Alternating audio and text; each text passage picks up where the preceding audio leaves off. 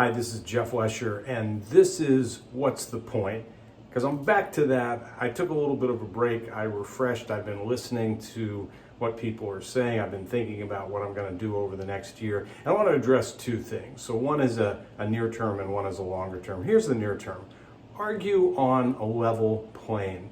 It's interesting to me, and I had this experience recently when I posted a tongue-in-cheek comment about the loss of a local football team in the playoffs.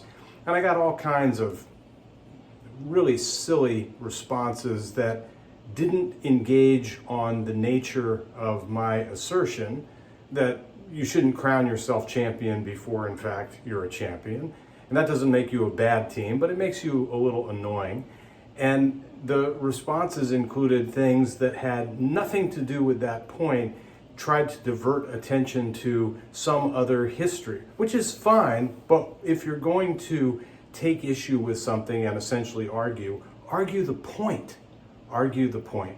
That's the short term. The longer term is, I've been thinking about this a lot, and I've talked with several people recently who've given me the encouragement to move forward with a book project that focuses on how we continue and in fact are accelerating not only the bad use of language, but self-defeating and in some cases 180 degrees counterproductive.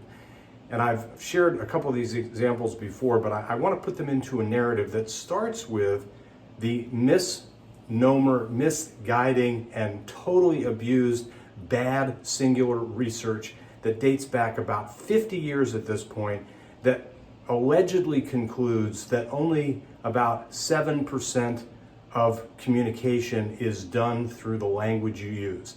That is false. It is demonstrably false, and there's still people out there making presentations and designing entire curricula around this flawed understanding of a single study that focused on a single group in a specific circumstance that does not conclude in reality that words don't matter. They matter a ton, and especially when we misuse them. So here's one of my favorites. Pump the brakes. No, do not pump the brakes. Put your foot firmly on the brake and press it down.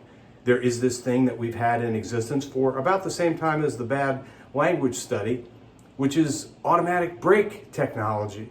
And in order for them to engage properly, you do not pump the brakes unless you want to crash. So if you don't want to crash, don't pump the brakes. Let's apply the brakes and do so firmly. Let's engage ABS. It's not as lovely sounding as pump the brakes, but it's right. And that's how you get things done. That's the point.